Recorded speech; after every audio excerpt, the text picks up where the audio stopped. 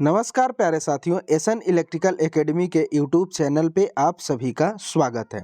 दोस्तों, ये न्यूमेरिकल की मैं एक सीरीज चला रहा था, उसी सीरीज का ये पार्ट नंबर 4 है। यदि इसके पहले के पार्ट 3 हैं वो पार्ट को आप नहीं देख पाए हैं तो इस वीडियो के डिस्क्रिप्शन में उसका लिंक डाल रखा है, वहाँ से आप कंप्लीट वॉच कर सकते हैं। साथ ही साथ वीडियो अच्छी लगे तो वीडियो को लाइक कीजिएगा और अपने दोस्तों में वीडियो को शेयर भी कीजिएगा।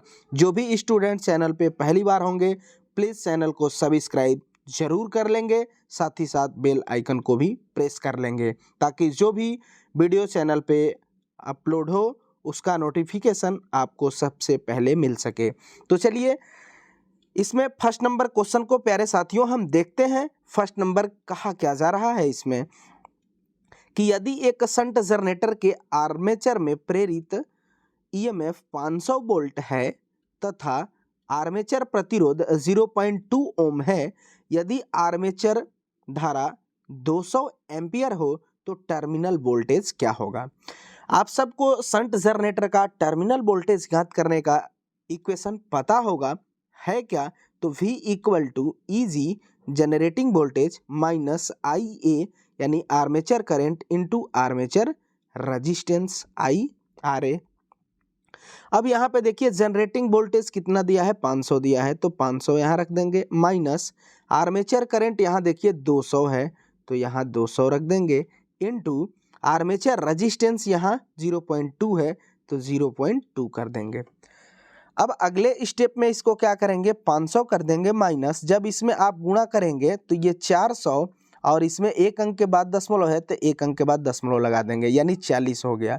अब 500 में से 40 आप माइनस करेंगे तो कितना आएगा, 460 आएगा। चूंकि हमने वोल्टेज निकाला हुआ है टर्मिनल वोल्टेज, इसलिए इसका मात्रक वोल्टेज हो जाएगा यानी 460 वोल्ट हो जाएगा। ऑप्शन नंबर सी में दिया गया है, इसलिए ऑप्शन नंबर सी सही आंसर हो जाएगा। अगला क्वेश्चन, अगला जो है सेकंड नंबर की 16 कुंडलियों के 2 परत वाले लैप वाइंडिंग के लिए एक 4 ध्रुवीय डीसी जनरेटर में कुल पोल पिच कितना होगा। Pole pitch equal to conductor की संख्या। तो ये बताइए कि क्वाइल कितनी है, 16 क्वाइल है, लेकिन लेयर कितनी है, परत कितनी है, 2 है। इसका मतलब है कि टोटल उस क्वाइल में कंडक्टर की जो संख्या होगी वो क्या होगी, तो टोटल क्वाइल की संख्या इनटू लेयर कितनी है, 2, तो 2 हो जाएगा। ये टोटल जो हुआ वो कंडक्टर की संख्या हुआ, चालक की संख्या हुआ अपान पोल की संख्या। तो पोल देखिए यहाँ पे 4 दिया है, 4। पोल पिच का फार्मूला क्या होता है, पोल पिच फार्मूला बनता है क्या, pole pitch equal to slot की संख्या बाई पोल की संख्या। अब स्लॉट में क्या हम रखते हैं, कंडक्टर को, तो दूसरे रूप में इसका फार्मूला जो बनता है वह पोल पिच इक्वल टू चालक की संख्या बाई पोल की संख्या। हमने यहाँ पे क्वाइल इनटू लेयर का गुणा कर दिया तो टोटल कंडक्टर की संख्या मिल गई, अपन पोल से भाग दे देंगे तो ये पोल पिच आ जाएगा। अब इसी का कैलकुलेशन हम करते हैं, 2 से इसे कटाएंगे तो 4 हो जाएगा और 2 से ये 8 हो जाएगा, यानी पोल पिच का मान कितना हुआ, 8 हुआ। ऑप्शन नंबर सी में दिया गया है, इसलिए ऑप्शन नंबर सी सही आंसर हो जाएगा। उम्मीद करेंगे आप सबको क्वेश्चन समझ में आया होगा। अगला जो है क्वेश्चन थर्ड नंबर, इसमें क्या है कि एक 6 पोल वाले लैप बाउंड डीसी जनरेटर में 300 चालक हैं। यदि प्रति चालक में प्रेरित वोल्टेज का मान 5 वोल्ट है तो जनरेटर का ईएमएफ क्या होगा। इस क्वेश्चन को आप ध्यान से समझिएगा, यह बार बार रिपीटेड होने वाला प्रश्न है। इसमें ध्यान से देखेंगे तो 6 पोल है और लैप बाइंडिंग है। लैप बाइंडिंग में जनरेटर में टोटल चालक की संख्या कितनी है, 300 है, और कह रहा है कि प्रत्येक चालक में जो वोल्टेज है वह कितना है, 5 वोल्ट है। तो पहले हम 6 पोल पर कंडक्टर की संख्या निकाल लेते हैं। तो 300 कंडक्टर हैं और पोल की संख्या कितना है, 6 है, तो ये 6 5 30 हुआ यानी 50 हुआ। अब ये कंडक्टर हुए, अब प्रत्येक कंडक्टर में कह रहा है कि 5 वोल्ट का है। अब हमारे पास टोटल कंडक्टर कितने हैं, 50 है। अब इन्हीं के प्रत्येक कंडक्टर में 5 वोल्ट है तो इंटू 5 कर देंगे, यानी 5 पचे 25 इंटू 0, यानी वोल्टेज कितना बिल्डअप किया, वह 250 वोल्ट किया। ऑप्शन नंबर सी में दिया गया है 250 वोल्ट, इसलिए ऑप्शन नंबर सी सही आंसर हो जाएगा। अगला नंबर क्वेश्चन, अगला जो क्वेश्चन है 4 नंबर, इसमें क्या है कि डीसी मशीन के ब्रश बने होते हैं। डीसी मशीन के जो ब्रश होते हैं वो किसके बने होते हैं, तो याद रखिएगा कार्बन के बने होते हैं। ऑप्शन नंबर सी में दिया गया है कार्बन, इसलिए ऑप्शन नंबर सी सही आंसर हो जाएगा। कार्बन का और प्रश्न पूछा जाता है, कार्बन की करंट डेंसिटी जो होती है वो कितनी होती है, तो 7 से 8 एम्पियर बाई सेंटीमीटर स्क्वायर में होती है। ये चीज याद रखिएगा, 7 से 8 एम्पियर बाई सेंटीमीटर स्क्वायर में होती है कार्बन के करंट डेंसिटी होती है। अगर यहाँ पे इलेक्ट्रोग्रेफाइट प्रयोग किए जाएं, जिसमें कार्बन और कॉपर के मिश्रण के जो ब्रश बनते हैं, तो उनकी करंट डेंसिटी अधिक हो जाती है, उनकी लगभग 27 से 28 एम्पियर बाई सेंटीमीटर स्क्वायर हो जाती है। अगला क्वेश्चन, अगला जो क्वेश्चन है 5 नंबर क्वेश्चन, कि एक ऐसे जनरेटर जो 1000 आरपीएम पर घूमते हुए 50 हर्ट्ज का विद्युत चुंबकीय वाहक बल उत्पन्न करता है, जनित्र में पोल की संख्या क्या होगी। जनरेटर में पोल की संख्या पूछा गया है। ये आरपीएम है, यानी इसका मतलब है कि जनरेटर की स्पीड दिया गया है, ये फ्रीक्वेंसी है और इसमें पोल की संख्या पूछा गया है। आप सबको प्यारे साथियों पता होगा, स्पीड निकालने के लिए NS इक्वल टू 120 F/P होता है।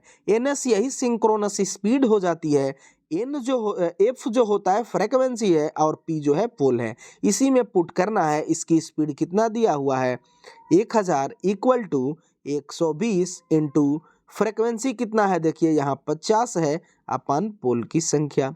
अब इसी का कैलकुलेशन आपको करना है, तो यहाँ से देखिए 1 0 फिर 1 0 से ये 2 0 कैंसिल आउट हो जाएंगे। 5 से कटाएंगे तो 5 दूनी का 10 हो जाएगा, 2 से इसको कटाएंगे 12 से 6 हो जाएगा, यानी पोल की संख्या कितने ही आई 6 आई। अब यही ऑप्शन नंबर बी में दिया गया है, इसलिए ऑप्शन नंबर बी सही आंसर हो जाएगा। अगला क्वेश्चन, अगला जो क्वेश्चन है 6 नंबर, इसमें क्या है कि शंट जनरेटर के आर्मेचर में प्रेरित ईएमएफ 600 वोल्ट है, आर्मेचर प्रतिरोध 0.1 ओम है। अगर आर्मेचर धारा 200 है तो टर्मिनल वोल्टेज ज्ञात करना है। शंट जनरेटर में टर्मिनल वोल्टेज ज्ञात करने का अभी पिछले क्वेश्चन में हमने आपको इक्वेशन बताया, क्या होता है V equal to EG minus IARA। ये जनरेटर का है, अगर यही प्रश्न मोटर में रहता तो सिर्फ ये माइनस है ना, यहाँ पे मोटर के केस में प्लस हो जाता।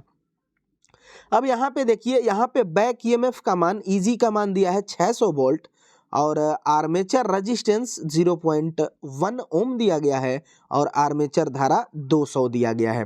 अब इसी में पुट करते हैं तो जनरेटिंग वोल्टेज EG का मान कितना है 600 है, माइनस आर्मेचर करंट जो है देखिए यहाँ पे 200 दिया है, तो 200 इंटू आर्मेचर रेजिस्टेंस कितना है 0.1 है। आगे इसको और हल करेंगे तो ये 600 माइनस, जब इसमें गुणा आप करेंगे तो 200 और एक अंक के बाद दशमलव लग जाएगा, क्योंकि ये 0.1 है तो एक अंक यहाँ लग जाएगा, यानी ये कितना अब बचा 20 बचा। तो 600 में से 20 आप माइनस करेंगे तो कितना बच जाएगा 580 आ जाएगा। चूंकि टर्मिनल वोल्टेज निकाले हैं इसलिए इसका मात्रक वोल्ट हो जाएगा। अब यही चीज ऑप्शन नंबर डी में दिया गया है, ऑप्शन नंबर डी सही आंसर हो जाएगा। अगला नंबर क्वेश्चन, अगला जो क्वेश्चन है 7 नंबर, इसमें क्या है कि डीसी धारा शंट जनरेटर में प्रेरित विद्युत वाहक बल 230 वोल्ट है, आर्मेचर रेजिस्टेंस 0.1 ओम है। यदि आर्मेचर धारा 200 एम्पियर है तो टर्मिनल वोल्टेज क्या होगा। फिर वैसा ही क्वेश्चन, सिर्फ डाटा अलग दिया। फिर इसमें शंट जनरेटर का टर्मिनल वोल्टेज पूछा, वही फार्मूला लगेगा V equal to EG minus IARA। अब यहाँ पे देखिए टर्मिनल वोल्टेज 230 दिया है तो 230 हो जाएगा, माइनस आर्मेचर करंट जो है यहाँ पे देखिए दिया हुआ है 200 एम्पियर, तो 200 इंटू आर्मेचर रजिस्टेंस 0.1 है तो ये 0.1 हो जाएगा। अब इसमें आपको गुणा करना है तो क्या होगा 230, अब जब इसमें आप गुणा करेंगे तो माइनस 200 और एक अंक के बाद यहाँ दशमलव है तो एक अंक दशमलव कट जाएगा, यानी 230 में से 20 आप माइनस करेंगे तो 210 वोल्ट आ जाएगा। ऑप्शन नंबर बी में दिया गया है 210 वोल्ट, ऑप्शन नंबर बी सही आंसर हो जाएगा। अगला क्वेश्चन, अगला जो 8 नंबर क्वेश्चन है कि 4 पोल जनरेटर 1200 आरपीएम पर चल रहा है, इसकी कुंडली में जनित्र विद्युत वाहक बल की फ्रीक्वेंसी ज्ञात करनी है। इसमें आपको फ्रीक्वेंसी कैलकुलेट करना है प्यारे साथियों। देखिए यहाँ पे इसकी स्पीड 1200 आरपीएम दिया है और पोल की संख्या 4 दिया है। अब यहाँ पे formula NS equal to 120 F/P हो जाएगा। अब यहाँ पे NS का मान दिया गया है 1200 इक्वल टू 120 इंटू फ्रीक्वेंसी आपको पता करना है और पोल की संख्या देखिए यहाँ पे दिया है 4। अब ये 0 से ये 0 मारा जाएगा, अब ये 12 से ये 12 कैंसिल आउट हो जाएगा तो यहाँ बच जाएगा 10। क्रॉस मल्टीप्लिकेशन जब इससे करेंगे तो 10 इंटू 4 40 हो जाएगा, यानी फ्रीक्वेंसी का मान कितना आया 40 आ जाएगा। चूंकि फ्रीक्वेंसी है तो इसका मात्रक हर्ट्ज होता है, इसलिए ऑप्शन नंबर बी देखिए 40 हर्ट्ज, ऑप्शन नंबर बी सही आंसर हो जाएगा। अगला नंबर क्वेश्चन, अगला जो है 9 नंबर क्वेश्चन, इसमें क्या है कि 250 आर्मेचर चालक वाला एक लैप कुंडलित डीसी जनरेटर 1200 आरपीएम पर चल रहा है, इसकी यदि इसकी जेनेटिक ईएमएफ मतलब जनरेटिंग वोल्टेज 200 वोल्ट हो तो उस डीसी जनरेटर का प्रचालन फ्लक्स का मान क्या होगा। फ्लक्स का मान पूछा है, आप सबको पता होगा जनरेटर में जनरेटिंग ईएमएफ का इक्वेशन होता क्या है, तो EG इक्वल टू 5ZNP/60A। इसी में आपको कैलकुलेट करना है। ये जनरेटिंग वोल्टेज दिया गया है क्वेश्चन में ही, देखिए यहाँ पे जनरेटिंग वोल्टेज 200 वोल्ट दिया है, फिर ये स्पीड n है, ये स्पीड 1200 आरपीएम दिया गया है क्वेश्चन में। आर्मेचर चालक की संख्या Z होती है तो ये 250 दिया गया है। पोल की संख्या लैप बाइंडिंग है, तो देखिए इसमें लैप में कंडीशंस होता है कि लैप बाइंडिंग में जितने पोल होते हैं उतने पैरेलल रास्तों की संख्या भी होती है, और वेव में कंडीशंस ये होता है कि पैरेलल रास्तों की पोल की संख्या कितनी भी हो, पैरेलल रास्तों की संख्या मात्र 2 ही होती है वेव में। तो ये फार्मूला क्या है कि EG इक्वल टू 5ZNP/60A हो जाता है। अब ये पोल है, ये पैरेलल रास्तों की संख्या है, तो ये बताइए लैप बाइंडिंग है तो इसका मतलब क्या हुआ कि लैप बाइंडिंग में जितने पोल आएंगे उतने पैरेलल रास्तों की संख्या भी आएगी, तो ये दोनों का मान सेम होगा, तो सेम होगा, ये भाग के रिलेशन में तो कट जाएंगे। अब देखिए जनरेटिंग वोल्टेज 200 दिया है इक्वल टू फाई का मान हमको ज्ञात करना है और Z का मान कितना है, चालक देखिए 250 चालक दिया गया है इनटू स्पीड कितना है 1200 दिया गया है, और पोल की संख्या को हम 1 मान लेते हैं और 60 इंटू पैरेलल रास्तों की संख्या भी 1। देखिए एक अपने मन से हम माने हैं, कोई भी मशीन 1 पोल की होती नहीं है, मिनिमम पोल की संख्या 2 होती है, तो इससे आप घबराएं नहीं। अब यहाँ पे हम 1 क्यों माने हैं, क्योंकि लैप बाइंडिंग में जितने पोल होते हैं उतने पैरेलल रास्तों की संख्या होती है, तो दोनों सेम होंगे तो फिर कट जाएंगे, इसका कोई मतलब है नहीं, तो ये कट जाएगा। अब यहाँ पे देखिए इसका कैलकुलेशन हम करते हैं, तो देखिए 2 0 यहाँ पे है, ये 2 0 कैंसिल आउट हो जाएगा। अब ये 0 से ये 0 कैंसिल आउट हो जाएगा, 6 दूनी का 12 हो गया और ये 2 से 2 कैंसिल आउट हो गया। अब देखिए यहाँ पे क्या बचा, 25 फाई बचा, इधर कुछ नहीं बचा तो 1 मान लेंगे, तो यहाँ लिखेंगे कि 25 फाई इक्वल टू 1, तो फाई इक्वल टू क्या बन जाएगा 1/25 बन जाएगा। अब भाग तो जाएगा नहीं तो पॉइंट हम लगाएंगे, तो यहाँ पे एक 0 बना, अब ये 10 हो गया, फिर भी नहीं जाएगा तो फिर एक 0 बढ़ाएंगे, तो फिर यहाँ पे एक 0 बढ़ जाएगा। अब ये ऊपर 100 हो गया, नीचे 25 अब चला जाएगा, 25 चौका 100, तो यहाँ पे 4 हो जाएगा। ये कितना आया 0.04। चूंकि फ्लक्स निकाले हैं तो फ्लक्स का मात्रक वेबर होता है। अब देखिए यही चीज ऑप्शन नंबर बी में दिया गया है 0.04 वेबर। ऑप्शन नंबर बी सही आंसर हो जाएगा। उम्मीद करेंगे आप सबको ये क्वेश्चन समझ में आया होगा। अगला क्वेश्चन 10 नंबर, इसमें क्या है कि एक डीसी शंट जनरेटर में 6 पोल हैं, 6 विद्युत डिग्री है, तो मैकेनिकल डिग्री क्या होगी। क्वेश्चन को यदि आपको समझ में नहीं आया है तो फिर से मैं समझाने का प्रयास कर रहा हूं कि एक डीसी जनरेटर है, इसमें पोल की संख्या 6 है और उसमें इलेक्ट्रिकल जो डिग्री है वो 6 डिग्री है, तो कह रहा है कि मैकेनिकल डिग्री कितनी होगी। आप सब इसका फार्मूला जरूर याद रखिएगा, अब जिन स्टूडेंट को पता नहीं होगा। इसमें फार्मूला जो बनता है कि mechanical theta equal to 2 electrical theta upon pole हो जाता है। यहाँ पे मैकेनिकल पूछा गया है तो फार्मूला सेम रहेगा। तो यहाँ पे देखिए 2 इंटू इलेक्ट्रिकल डिग्री, ये इसको बोलते हैं थीटा ई को, ये कितना दिया है 6 अंश दिया है, 6 डिग्री दिया है, तो 6 रख देंगे अपन पोल की संख्या। देखिए यहाँ पे 6 पोल दिया है तो यहाँ पे 6 कर देंगे, ये 6 से ये 6 मारा जाएगा, बचा कितना 2, यानी मैकेनिकल डिग्री कितनी हुई 2 डिग्री हुई। ऑप्शन नंबर ए में दिया गया है 2 डिग्री, ऑप्शन नंबर ए सही आंसर हो जाएगा। इस फार्मूले को प्यारे साथियों जरूर याद रखेंगे, mechanical theta equal to 2 into electrical theta upon pole होता है। अगला क्वेश्चन, अगला जो है 11 नंबर क्वेश्चन कि एक जनरेटर का निर्धारण है 2 किलोवाट 200 वोल्ट की, तो भार धारा की आपूर्ति मतलब भार धारा की गणना करनी है। तो आप पावर का एक फार्मूला पढ़े होंगे आप सब, P equal to V into I. यहाँ से हमको I पता करना है तो I बराबर क्या कर सकते हैं, P अपन V कर सकते हैं। अब P का मान कितना है, देखिए वाट दिया है तो ये पावर ही तो है ना, तो 2 इंटू किलो वाट में है तो इसको वाट में चेंज करेंगे तो 1 किलो वाट में कितना वाट होता है 1000 वाट होता है। अपन वोल्टेज कितना दिया गया है 200 दिया गया है, तो ये 200 हो जाएगा। अब ये 0 से 1 0 मारा जाएगा, 1 0 से 1 0 मारा जाएगा। अब ये 2 से 2 कैंसिल आउट हो गया, बचा कितना 10। निकाले क्या है आई का मान, तो इसका मात्रक एम्पियर हो जाएगा। Option number C 10 ampere correct answer हो जाएगा। अगला क्वेश्चन, अगला जो है 12 नंबर क्वेश्चन, इसमें क्या है कि एक लैप बाउंड डीसी मशीन में 400 चालक तथा 8 पोल हैं, प्रति पोल प्रेरित विभव का मान 2 वोल्ट है, तो फिर मशीन द्वारा उत्पन्न विभव क्या होगा।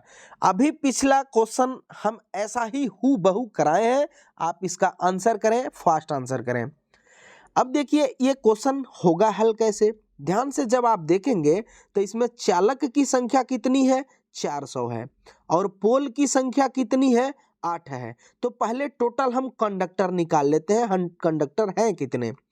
तो पोल की संख्या चालक की संख्या अपन पोल कर देंगे, ये टोटल कंडक्टर आएगा।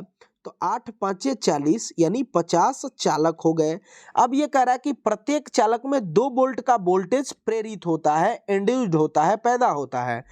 तो हमारे पास कितने चालक हैं 50 चालक हैं और प्रत्येक में वोल्टेज बिल्डअप कितना है 2 है, तो 50 दूनी का 100, टोटल वोल्टेज 100 वोल्ट हो जाएगा। ऑप्शन नंबर बी में दिया गया है 100 वोल्ट, बिल्कुल करेक्ट आंसर बी हो जाएगा 100 वोल्ट। अगला क्वेश्चन, अगला जो क्वेश्चन है 13 नंबर, इसमें क्या है कि किसी 6 पोल वाली डीसी मशीन में 100 मैकेनिकल डिग्री यांत्रिक डिग्री यानी 100 मैकेनिकल डिग्री है, तो फिर इलेक्ट्रिकल डिग्री कितनी होगी।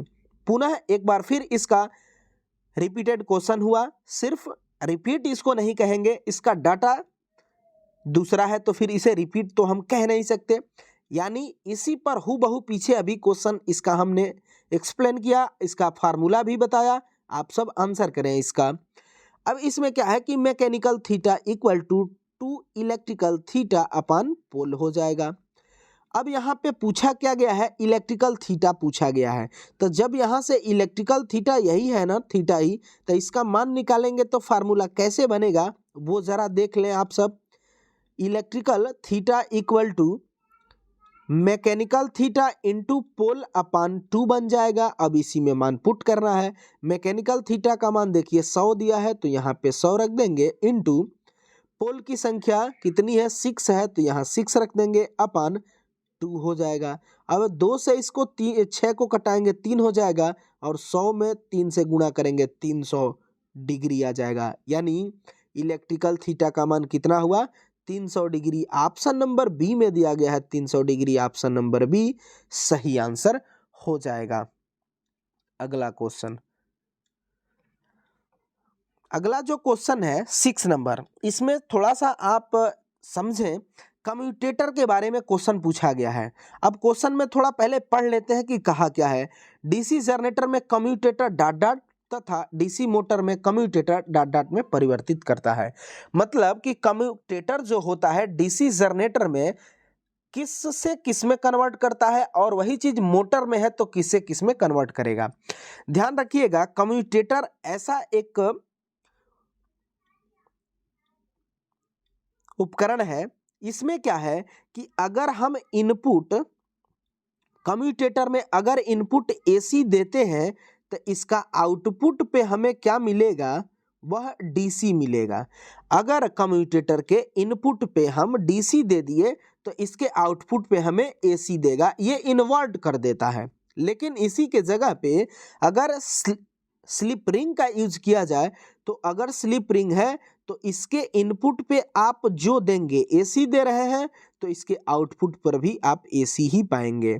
अगर इसके इनपुट पे डीसी दे रहे हैं तो इसके आउटपुट पे डीसी ही पाएंगे।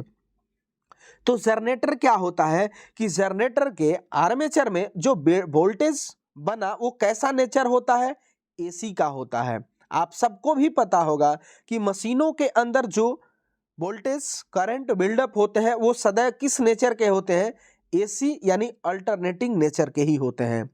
तो उसके आर्मेचर में कैसी प्रवृत्ति का हुआ, वह एसी का हुआ। तो जनरेटर में कम्यूटेटर का काम जो होता है वह एसी टू डीसी कन्वर्ट करना। लेकिन मोटर में यही कहा जाए तो मोटर में ठीक जनरेटर का उल्टा हो जाएगा। जनरेटर कैसे किया, एसी टू डीसी किया, तो मोटर में डीसी टू एसी हो जाएगा। अब ऑप्शन पे आइए। ऑप्शन ए कह रहा है कि डीसी टू एसी, ये गलत हो गया। ऑप्शन बी देखिए क्या कह रहा है कि एसी टू डीसी, तो generator AC to DC convert करेगा, बिल्कुल सही है। अब मोटर की बारी आई तो मोटर क्या करता है, डीसी टू एसी। जनरेटर का ठीक उल्टा है, उल्टा बन रहा है ना, इसलिए ऑप्शन नंबर डी सही आंसर हो जाएगा। अगला क्वेश्चन, अगला जो क्वेश्चन है 15 नंबर, इसमें क्या है कि कम्यूटेटर में कुछ अलग प्रयोग किया जाता है। कम्यूटेटर में जो स्लॉट रह जाते हैं उस स्लॉटों में कुछ हम इंसुलेटिंग मटेरियल को भरते हैं। तो वो होता क्या है, तो वह अभरक होता है जिसे हम माइका भी बोला करते हैं।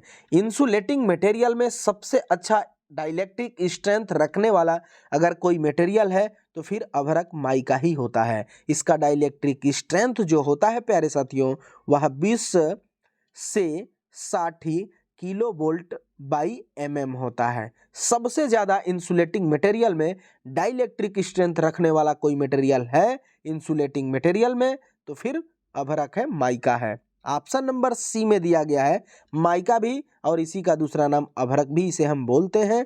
तो ऑप्शन नंबर सी बिल्कुल करेक्ट आंसर हो जाएगा। तो प्यारे साथियों, इस वीडियो में हम इतने ही क्वेश्चन को रखते हैं। इसका नेक्स्ट पार्ट बहुत जल्द आपके बीच लाएंगे। तब तक आप सबसे रिक्वेस्ट रहेगा कि वीडियो को लाइक कीजिएगा और अपने दोस्तों में वीडियो को शेयर भी कीजिएगा। साथ ही साथ जो भी स्टूडेंट चैनल पे पहली बार होंगे प्लीज़ चैनल को सब्सक्राइब कर लेंगे, साथ ही साथ बेल आइकन को भी प्रेस कर लेंगे। आप सब भरपूर सपोर्ट करें।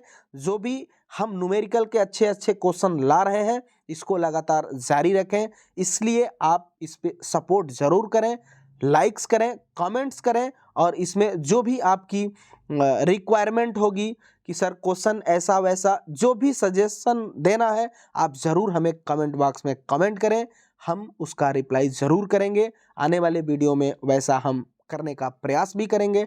तो चलिए इस वीडियो में बस इतना ही, तब तक के लिए bye bye, take care, thanks for watching this video.